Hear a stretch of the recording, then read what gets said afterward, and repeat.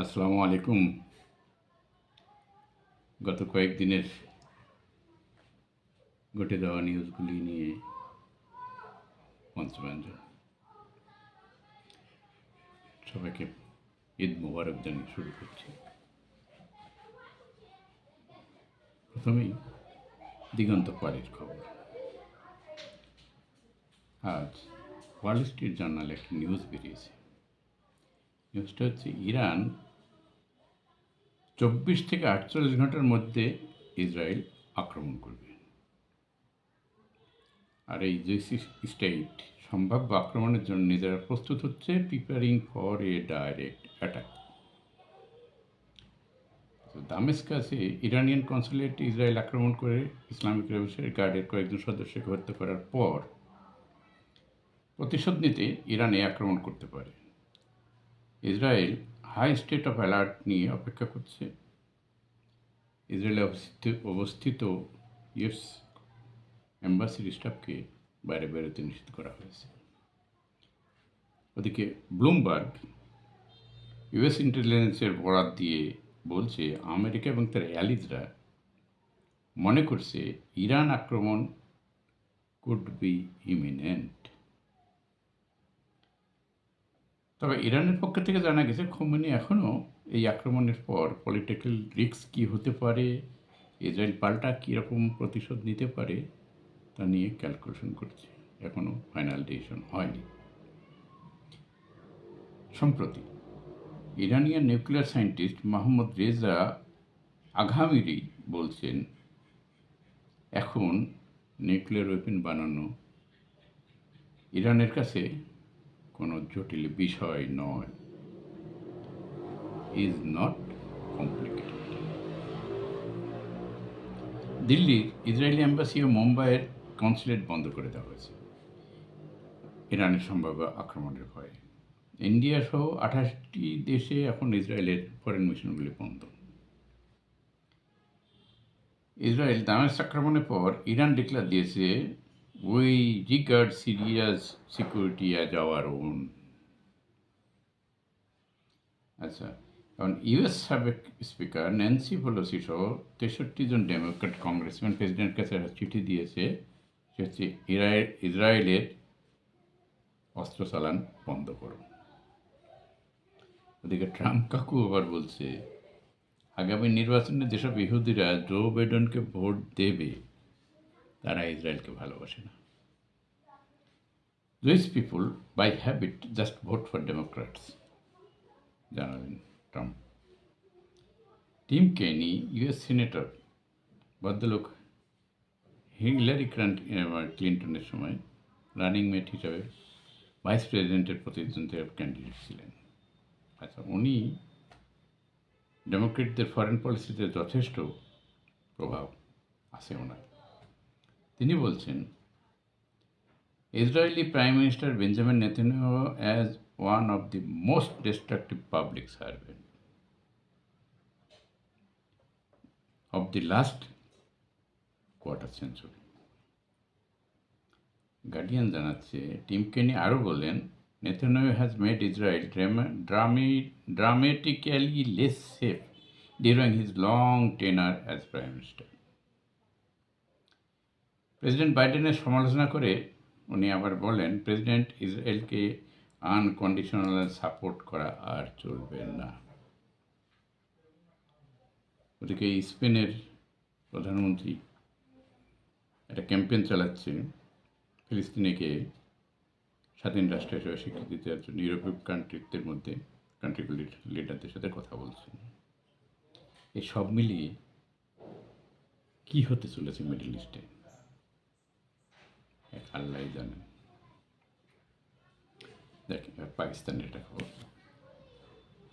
পাকিস্তানের পাঞ্জাবের মান্ডি বাহাউদ্দিন শহরের নওয়াব শরীফ অ্যামিউজমেন্ট পার্ক অন্যান্য পার্কের মতো ঈদ উল ফিতরের দিন প্রচুর ভিড় হয়েছে। দেশের বিভিন্ন প্রান্ত থেকে লোকজন আসছে ফ্যামিলি নিয়ে। অনেক লোক সমাগম দেখে এবার খেপছে মৌমাছির দল। মৌমাছিরা ঈদের পরের দিনের গতকাল ওদের তো আমাদের একদিন আগেই দিয়েছে। ঝাঁকে ঝাঁকে মৌমাছি ছুটে এসে আক্রমণ শুরু করে। লোকজন ছোটাছুটি করতে থাকে, রেস্কিউ টিম এসে উদ্ধার করে, কিছু আক্রান্তকে আশেপাশের হসপিটালে শিফট করা হয়। মিউনিসিপ্যালিটি অথরিটি সাথে সাথে পার্ক বন্ধ ঘোষণা করে এবং প্রয়োজনে স্প্রে না করা পর্যন্ত এটা বন্ধ থাকবে। এখন এই মৌমাছিদের ক্রুদ্ধ হয়ে ওঠার কারণ কি? এত মানুষের ভিড়ে রানীমাতার গোপনীয়তা রক্ষা হচ্ছিল না, তাই বুঝে আক্রমণ করে বুঝিয়ে দিল তফাৎ রাহো হে, আমাদের ডিস্টার্ব করতে এসো না। দুবাইয়ের ঈদ স্পেশাল মদানন্দ। মদ্যপানের ব্যাপারে আইন শিথিল করে নতুন নির্দেশনা জারি করল দুবাই সরকার। নির্দেশনায় মদপানের ক্ষেত্রে বয়সসীমা ও লাইসেন্সের ব্যাপারে গুরুত্ব দেওয়া হচ্ছে। মদ বা মাদক জাতীয় মদ জাতীয় পানীয় গ্রহণ করতে চাইলে এসব নির্দেশনা মেনে চলতে হবে। দুবাই সহ আরব আমিরাতে সর্বত্র মদ জাতীয় পানীয় ক্রয় পানের ক্ষেত্রে ব্যক্তির বয়স 21 বছর হতে হবে, এর কমে কেউ মদ কিনতে পারবে না। মদ পান করতে হলে অবশ্যই রেস্টুরেন্ট বা লাউঞ্জে বসে করতে হবে, আর সেই রেস্টুরেন্ট বা লাউঞ্জে অবশ্যই লাইসেন্স থাকতে হবে। দুবাইয়ে চাইলে যে কোনো মদ কেনা যাবে না, যার তার কাছে মদ বিক্রি করাও নিষেধ। মদ কিনতে হলে ক্রেতার অবশ্যই লাইসেন্স থাকতে হবে, চাইলে খুব সহজেই সেই লাইসেন্স আবার পাওয়া যায়, অনলাইনে মদের লাইসেন্সে আবেদন করা যায়। অথবা কেউ চাইলে বৈধ কোনো মদের দোকানে গিয়ে অফলাইনে আবেদন করে বিনামূল্যে লাইসেন্স নিতে পারেন। দেশটির নাগরিকদের জন্য জাতীয় পরিচয়পত্র দিতে হবে শুধু। আবেদন করার পরপরই যে কেউ মদ কিনতে পারেন। সৌদি আরব আবার এমন করে কিনা কে জানে। সৌদি আরবে এখনও প্রকাশ্যে মদ নিষিদ্ধ। যাই হোক, দেশের খবরে আসি, দেশে ফিরে আসি। দেশে আবারও আমি নির্বাচনের হাওয়া বলছে। ঈদ উপলক্ষে নিজের ক্যান্ডিডেটকে পরিচয় করে দিতে মন্ত্রী এমপিরা এখন নিজ নিজ এলাকায় বিচরণ করছেন। এলাকার প্রভাব প্রতিপত্তি ধরে রাখতে পছন্দের প্রার্থীর পক্ষে গণসংযোগে নামাটাই ক্ষমতাসীন নেতাদের লক্ষ্য। ওদিকে হতাশা কাটিয়ে নেতাকর্মীদের চাঙ্গা করে তুলতে বিএনপির নেতারাও এলাকায় নির্বাচন পরবর্তী স্থবিরতা কাটতে শুরু করছে আর কি। আচ্ছা, শহর থেকে গ্রামমুখী মানুষ এবার ঈদে প্রিয়জনদের জন্য নতুন কাপড় আবদারের পরিবর্তে একটি চার্জার ফ্যান যেন সঙ্গে করে ঢাকা থেকে নিয়ে যান, সে আবদার করছে অনেকে। গরমে লোডশেডিংয়ের হাত থেকে একটু রিলিফ পেতে তাদের এই আবদার। অনেক জায়গায় আইপিএস কিনেও কাজ হচ্ছে না। আইপিএসে চার্জ হওয়ার মতো যতটুকু বিদ্যুৎ থাকা দরকার সেটুকু পাওয়া যাচ্ছে না। রমজান ও গ্রীষ্মে বিদ্যুৎ সেবায় কোনো ভোগান্তি পোহাতে হবে না বলে বিদ্যুৎ বিভাগ দেশবাসীকে আশ্বস্ত করলেও তা গরম বৃদ্ধির সঙ্গে সঙ্গে পাল্লা দিয়ে বেড়েছে। এখন বিদ্যুৎ কেন্দ্রগুলি গ্যাস সরবরাহ না বাড়ানো পর্যন্ত পরিস্থিতির উন্নতির সম্ভাবনা দেখছে না বিদ্যুৎ উন্নয়ন বোর্ড। বিদ্যুতের 20,000 মেগাওয়াট মাইল ফলকে স্পর্শে আলোক উৎসব এবং শতভাগ বিদ্যুতায়নের কৃতিত্বের জন্য বিদ্যুৎ বিভাগকে স্বাধীনতা পুরস্কার দেওয়ার পরও দেশের গ্রামাঞ্চলে তীব্র লোডশেডিংয়ে জনজীবন অতিষ্ঠ।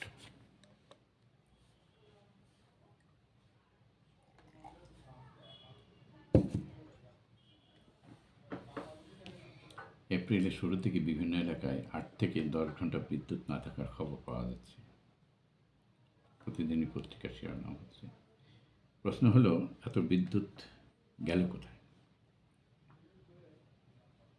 মাথায় করে ফেরি করার ঘোষণাও দিচ্ছিল একসময়।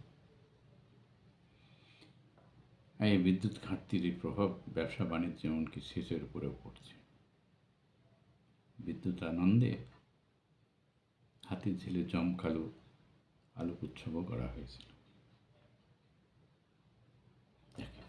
এবার একটা হিন্দি ফিল্মের কাহিনী বলি। এই ফিল্মটা শুটিং হয়েছে বগুড়ায়। সিনিয়রটা এরকম: শাহজাহানপুর উপজেলা ছাত্রলীগের সভাপতি রাকিবুল ইসলাম রঞ্জু শহরের সাতমাথায় আসার পর পীরব ইউনিয়নের চেয়ারম্যান আসিফ মাহমুদ মিল্টনের ছেলে আবিরের মোটরসাইকেলের সাথে ধাক্কা লাগে।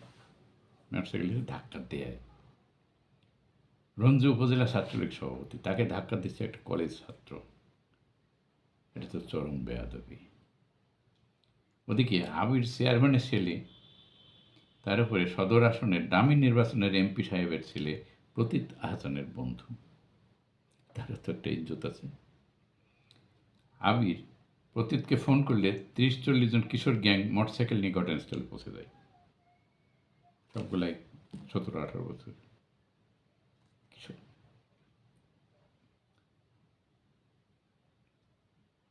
শুরু হয় পিটাপিটি। পরে পুলিশ বিষয়টি সমাধানের জন্য সেখানে উপস্থিত ছাত্রলীগ, যুবলীগ নেতাদের এবং আবির ও প্রতীতকে পুলিশ ফাঁড়িতে নিয়ে যায়।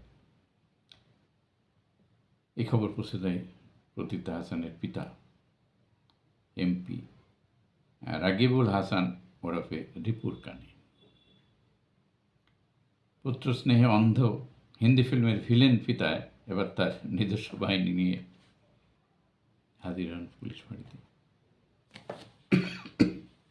ফাঁড়ির ভিতরে এমপি সাহেবের সাথে আসা শক্তিমান দল পিটাতে শুরু করে প্রতিপক্ষকে। হ্যাঁ, পিটিয়ে সন্তানকে ছিনিয়ে নিয়ে আসেন এমপি সাহেব, সচরাচর যেগুলো হিন্দি ফিল্মে দেখি আমরা। এমপি রিপু আবার জেলা আওয়ামী লীগের সাধারণ সম্পাদক, সেই হিসাবে ডাবল শক্তি ছাড়া শক্তিমান। এই এমপি এর হামলায় এখন যুবলীগ নেতা পরাগ, আদনান এরা সব মোহাম্মদ আলী হাসপাতালে, বগুড়া মোহাম্মদ আলী হাসপাতালে ভর্তি সার্জারি বিভাগে। বগুড়া শহরে একদিন এই ঘটনার জন্য মানববন্ধনও হয়েছে, যুবলীগ মানববন্ধন করছে। আরেকটা ফিল্মি স্টাইল। পটিয়া পৌরসভায় আওয়ামী লীগের সাংগঠনিক সম্পাদক হচ্ছে সাইফুল্লাহ পলাশ অ্যাক্সিডেন্ট করে রাত 11টায় পটিয়া জেনারেল হাসপাতালে আসে। জরুরি বিভাগে দায়িত্বরত ডাক্তার রক্তিম দাস আহত ব্যক্তিকে প্রাথমিক চিকিৎসার পর তাকে পরবর্তী চিকিৎসার জন্য অপারেশন রুমে নেওয়া হয়। অপারেশন রুমে ডাক্তার যেতে দেরি হয়, রক্তিম দাসকে হাসপাতালে মারধর শুরু করে এবং বিভিন্ন সরঞ্জাম ভাঙচুর করে। মারবি তো, সরকারি দলের বিরাট নেতা না, তারও তো ইজ্জত আছে। ডাক্তার তাকে চিনবে না, তা কি হয়? উপজেলা আওয়ামী লীগের সহসভাপতি সাবেক চেয়ারম্যান মোহাম্মদ সৈয়দের নেতৃত্বে মুকুল, টিপু বিশ্বাস সহ স্থানীয় 10 জন নেতা ডাক্তার সাহেবকে সরকারি দলের ইজ্জত কাহাকে বলে তা বুঝিয়ে দেয়। আহত চিকিৎসক ডাক্তার রক্তিম দাস বলছেন, ওই রোগীর ঠোঁট ও থুতনিতে কেটে গিয়ে রক্ত ধরছিল। নার্সকে ফার্স্ট এড দিয়ে রক্তক্ষরণ বন্ধের নির্দেশ দেই। এরপর মাথায় আঘাত আছে কিনা নিশ্চিত হতে এক্স রে করতে পাঠায়। এক্স রে করে আসার পর সেলাইয়ের জন্য ওটিতে পাঠায়। এ সময় নিজের কক্ষে আরও 4 জন রোগী দেখছিলাম। ওটিতে যেতে দেরি হচ্ছে কেন সেই অভিযোগ তুলে তা আমাকে মারধর করেছে। মার খেয়ে ডাক্তার নিজেই এখন চিকিৎসা নিচ্ছে। ঈদের শুভেচ্ছা কার্ড পাঠিয়ে চাঁদা দাবি করছে এবার ছাত্রলীগ। ইমরান নামের এক নেতার বিরুদ্ধে অভিযোগ পেয়ে মামলা করেছে পুলিশ। বিভিন্ন ব্যবসা প্রতিষ্ঠান, ভবন মালিক ও ব্যবসায়ীদের কাছে ঈদের কার্ড পাঠিয়েছেন ইমরান। ইতিমধ্যে 3টি প্রতিষ্ঠানের কাছে 3 লাখ টাকাও নিয়েছে। এভাবে দেশটা এখন হিন্দি ফিল্মের ভিলেনদের হাতে বন্দী। এবার কাদের পায়? বিএনপি এদেশে গণতন্ত্রের শত্রু, আন্তর্জাতিকভাবে চিহ্নিত একটি সন্ত্রাসী দল বলে জানালেন ওবায়দুল কাদের। রাজনীতির মঞ্চে বিএনপির অবস্থান গণতন্ত্রের বিপরীত মেরুতে। সামরিক স্বৈরাচারের হাতে প্রতিষ্ঠিত বিএনপির গায়ে গণতন্ত্রের আলখেল্লা জড়ালেও ভিতরে অগণতান্ত্রিক প্রেতাত্মা ধারণ করে।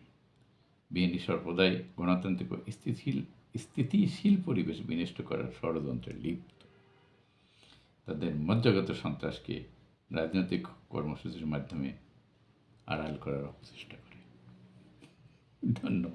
ধন্যবাদ কাদের ভাই। বিএনপির বিপরীতে আপনারা গত 1.5 দশক ধরে যে গণতন্ত্র দেশবাসীকে উপহার দিচ্ছেন তা শ্রদ্ধার সাথে পূজিত হবে যুগ যুগ ধরে।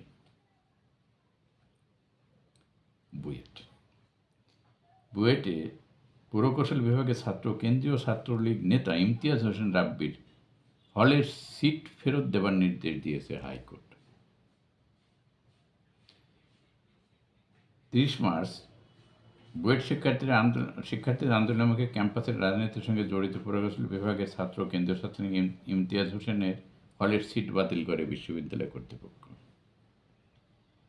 27 মার্চ মধ্যরাতে ছাত্রলীগের কেন্দ্রীয় নেতাদের বুয়েটের প্রবেশের প্রতিবাদ জানিয়ে 6 দফা দাবিতে বিক্ষোভ করে সাধারণ শিক্ষার্থীরা এবং ক্লাস পরীক্ষায় অংশগ্রহণ করতে বিরত থাকে।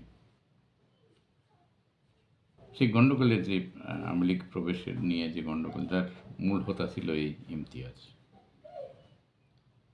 কারণ বিশ্ববিদ্যালয় কর্তৃপক্ষের নেওয়া সিদ্ধান্ত বাতিল করে দেয় হাইকোর্ট। তার মানে বিশ্ববিদ্যালয় কর্তৃপক্ষ নিজেদের করার আর কোনো এখতিয়ার থাকছে না। এর আগে তো রাজনীতি করার অধিকার আছে বলে রায় পেয়েছে। যাই হোক, শুভঙ্করের একটা যোগ বলি। এক বাঘিনীকে জড়িয়ে ধরছে। বাঘিনী অতি সন্তর্পণে এদিক ওদিক তাকাচ্ছে। বাঘ জিজ্ঞেস করছে, কি দেখছো অমন করে? বাঘিনী বলছে, দেখতেছি ডিসকভার চ্যানেল আছে কিনা।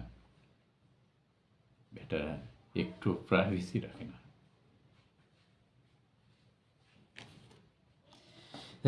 ভিআইপিসিএম সমাচার বলি। জাতীয় ঈদগাহে 35,000 মুসল্লির জন্য ঈদের জামাত, ভিআইপিদের জন্য একটা গেট এবং ম্যাঙ্গো পাবলিকের জন্য আর একটা গেট। সামনে 6টি কাতার ভিআইপিদের জন্য নির্ধারিত, তার পিছনে বাকিগুলোতে দাঁড়াবেন ম্যাঙ্গো পাবলিক।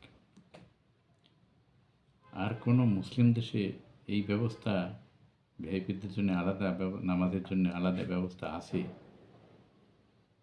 কেউ কি জানেন এই বিষয়ে? জানলে একটু আমাকে বলবেন প্লিজ।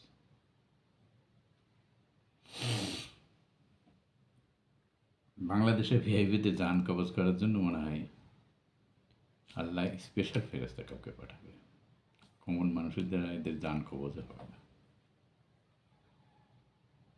যাক, পাবলিক কীভাবে ফুসে উঠছে এরা। গত সোমবার নীলফামারী জেলার লক্ষ্মীবাজার এলাকায় মাটি বহনকারী ট্রাক্টরের সাথে মোটরসাইকেলের মুখোমুখি সংঘর্ষ। নিহত হন মোটরসাইকেল চালক খোকসাবাড়ি ইউপির সাবেক চেয়ারম্যান আনোয়ারুল ইসলাম।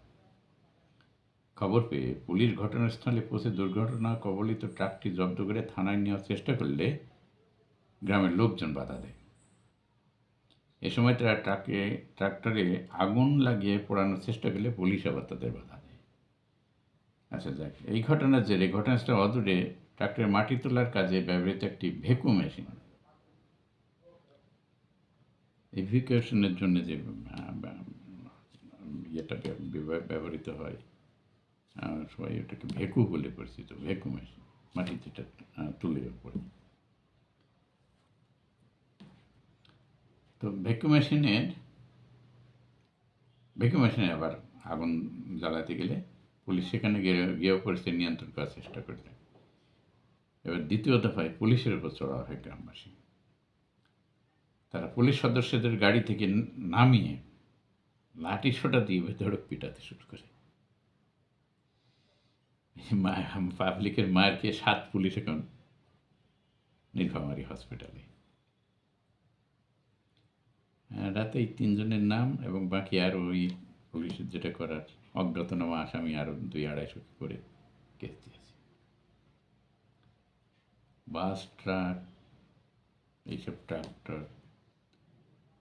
ট্রাফিক আইনের তোয়াক্কা না করে ওরা রাস্তা দাপিয়ে বেড়ায়। পুলিশ আছে শুধু তাদের কাছ থেকে চাঁদা নিতে ব্যস্ত, তারা এগুলো দেখে না, যার জন্যে এত প্রাণহানি ঘটে রাজপথে। মারা যায় অসহায় মানুষ। এখন এই অসহায় মানুষগুলো ঘুরে দাঁড়াচ্ছে। আসলে এই কদিন আগে বেশি ভাড়া আদায় করা চাইলে যাত্রীরাই পিটিয়ে মেরে ফেলল বাস ড্রাইভার এবং কন্ট্রাক্টরকে, ড্রাইভার এবং হেল্পারকে। এটা কি বলবেন? মানুষ ঘুরে দাঁড়াচ্ছে।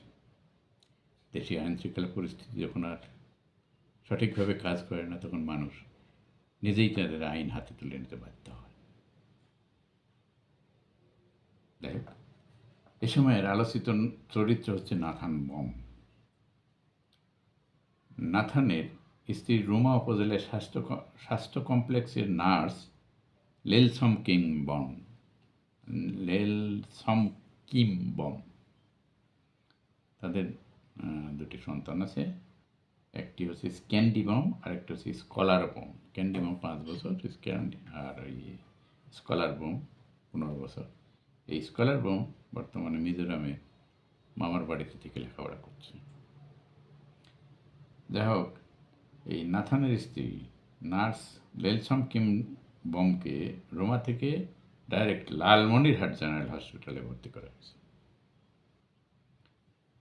বদলির আদেশে বলা হয়, 9 এপ্রিলের মধ্যে কর্মস্থলে আবশ্যিকভাবে যোগদান করবেন, তা না হলে 9 এপ্রিল তারিখের বিকালে স্ট্যান্ড রিলিজ বলে গণ্য করা হবে। লেলসম কিং বলেন, আমি চাই আমার স্বামী সুস্থ জীবনে ফিরে আসুক। সরকারের কাছে আমার অনুরোধ থাকবে তার যাতে কিছু না হয়। দেখ, শেষ করি আরেক শুভঙ্করের এটা যোগ দিয়ে। বলছে, রাস্তায় বসিয়ে দিয়েছে এদেশের শিক্ষা ব্যবস্থা, নারী জাতিকে একদম রাস্তায় বসিয়ে দিয়েছে। একজন বলছে, তার মানে দেখিস না প্রতিটা স্কুলের সামনে মায়েরা কেমন রাস্তায় বসে থাকে। ধন্যবাদ, ভালো থাকবেন। এখানে শেষ করলাম।